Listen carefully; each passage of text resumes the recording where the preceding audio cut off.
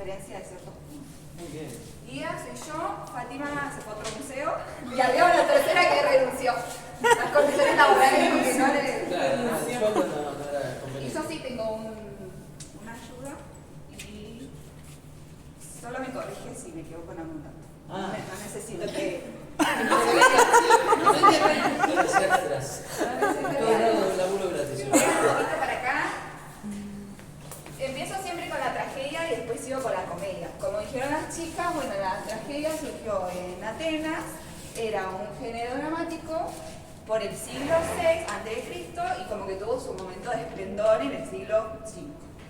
¿Qué eran las tragedias? Eran cánticos y danzas que se hacían al dios Dionisio, el dios del vino y de la fertilidad. ¿Dónde lo hacían? En fiestas que se llamaban Dionisias. Era fiesta, primero todo era en un contexto religioso, para el dios, contaban las aventuras que tenía el dios y demás. Y a medida que se fue popularizando, ya empezaron a hacer obras, se podría decir, obras de otras divinidades, otros dioses, otros escenarios. Eso más o menos en la introducción. Las tragedias se basan, están inspiradas en mitos y leyendas. A veces agarraban partes de mitos, inspiraban en eso los autores y formaban la palabra, había muchas palabras claves, podemos decir, en la tragedia, que es como nombraban las chicas, conflicto, horror, tragedia, desgracias. Los personajes principales siempre estaban afrontados a un destino cruel, a un destino malo. Él tenía que decir entre lo malo y lo peor. No había algo bueno. Era como si, bueno, ustedes se matan o yo los mato. ¿Cómo hacemos? Nunca era nada bueno.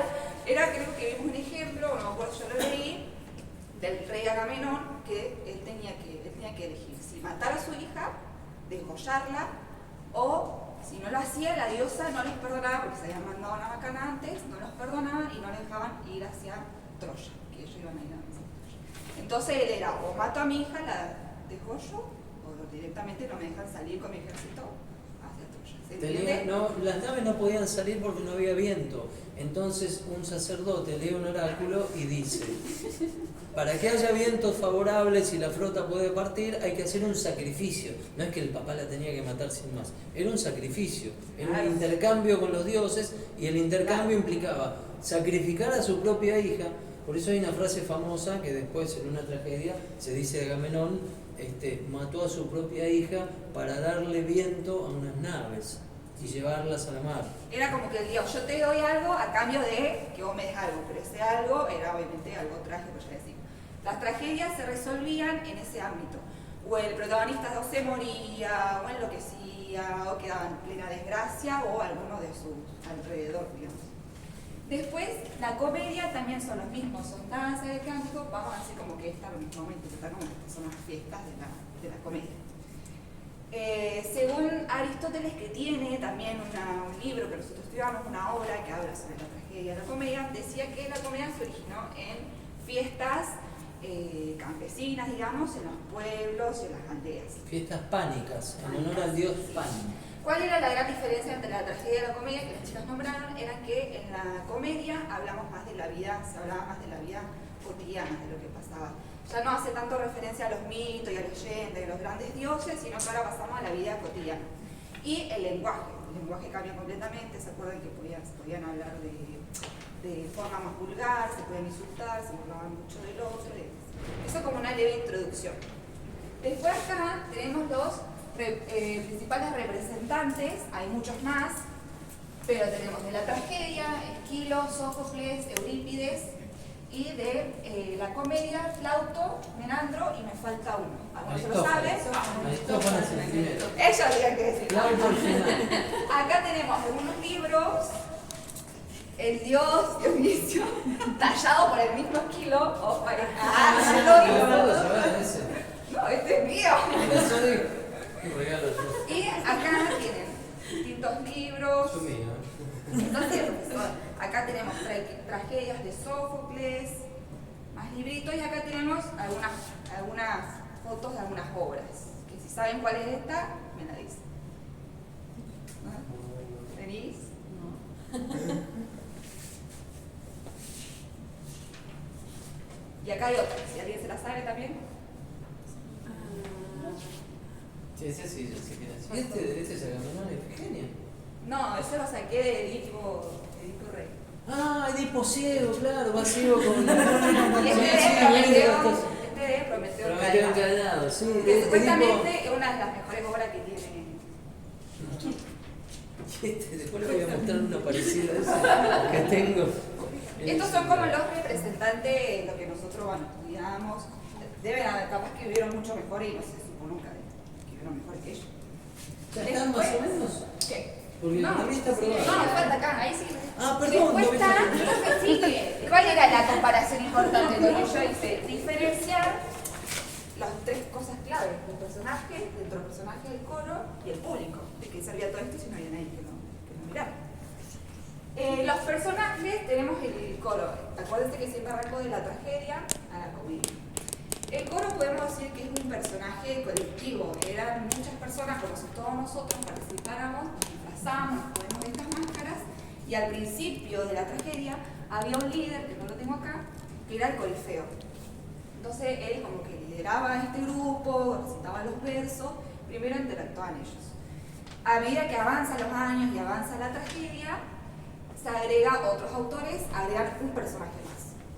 Entonces ya directamente el Corifeo interactúa con el nuevo personaje. Y después creo que se agrega otro más. Sí, todos los que... Después se agregan más. Claro, pero originalmente era el coro con el líder interactuante. Estos son los que cantan, los que danzan. El corifeo es el jefe del coro. Claro. La voz cantante, diríamos nosotros. Claro. ¿No? Estos interactúan después con el personaje principal, son también, a veces toman como, representan la voz del pueblo, lo que el pueblo quiere decir, lo dicen ellos. Y bueno, trabajan en eso, como en guiar la obra en sí, generar una atmósfera más trágica. ¿Qué más? El coro puede llegar a decir eso que todos sospechamos que va a pasar y no queremos nombrar porque nos da miedo. Por ejemplo, el coro lo está cantando eso, ¿no? Como que eso flota en el aire, no es dicho por nadie, pero lo saben todos y es la desgracia inminente. Hay tragedias en las que desde el principio se sabe que algo malo va a pasar y va aumentando, va creciendo el clima hasta que definitivamente pasa. Y todo eso ya está anticipado por el coro. Algo que no me quiero olvidar, que bueno, esto es como, acá tenemos el escenario y demás. Los personajes, bueno, como dije, siempre estaban en un conflicto en la tragedia, siempre tenían algo que resolver, algo trágico, y lo que los caracterizaba también era que ellos siempre afrontaban ese destino. Sea lo que tenga que hacer, era como Agamenón, si tenía que matar a la hija, la mataba. Orestes, si tenía que matar a la madre, la mataba y la mató. Entonces, y después, en lo que es la comedia, también sigue existiendo el coro, aunque a medida que avanza la comedia, el coro va decayendo, lo mismo con la tragedia. Hay un auge en la comedia y el coro también va tanto el coro como la tragedia van picando. Pero bueno, como ven, en la comedia el coro se representaba, se ponían otras máscaras, como máscaras más llamativas, con otras formas. ¿Ven la diferencia? Esto es más simple. Y acá tenemos los escenarios, salían las personas que actuaban, pero los escenarios se levantaron muchos años después, las primeras tragedias se hacían así, en la tierrita más. Sentaban ahí, al aire libre, sentaban en unas maderas, y después se empezaron a levantar como los teatros. Los anfiteatros. Que eran de forma semicircular para que todos pudieran. Hay una preposición griega que es anfi, que indica esto, y hay otra que es peri, que indica esto. Perímetro, anfiteatro. Y lo último es el público. En la tragedia, ¿qué pasaba? El público, como dijo el profe, ya se sabía todos los mitos y todas las leyendas. Es como ir a sentarte a ver una película que ya la viste 1500 veces, ya te sabe el final. Entonces, ellos esperaban que los dramaturgos, ellos esperaban a ver qué novedad les llevaban los dramaturgos, qué matiz le ponían a la obra, como para decir, bueno, esto es diferente, sigue siendo el mismo mito, la misma tragedia, pero qué novedad le ponía cada autor. Y como pasa hoy en la vida cotidiana, cuando estaban, por ejemplo, así los anfiteatros, las primeras filas eran para los políticos, la gente más poderosa. Hoy pasa eso, hoy tiene primera fila que tiene más poder económico, paga más y puede ver la obra, el recital, primero.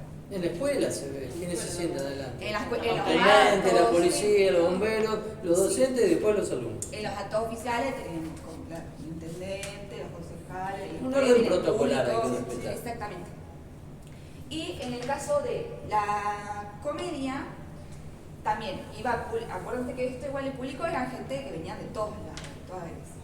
Y en la comedia había algo interesante, que era que como en la comedia se trataba de la vida cotidiana, ellos al contrario de la tragedia no sabían que iban a mirar, muchas veces, antes de que empiece todo el espectáculo, digamos, aparecía una persona que iba a explicar más o menos de qué se iba a tratar la comedia, de qué se iba a tratar, qué personajes, como para ponerlos en contexto, porque era como, podían aparecer tantas cosas mezcladas que por ahí para evitar que ellos se pierdan.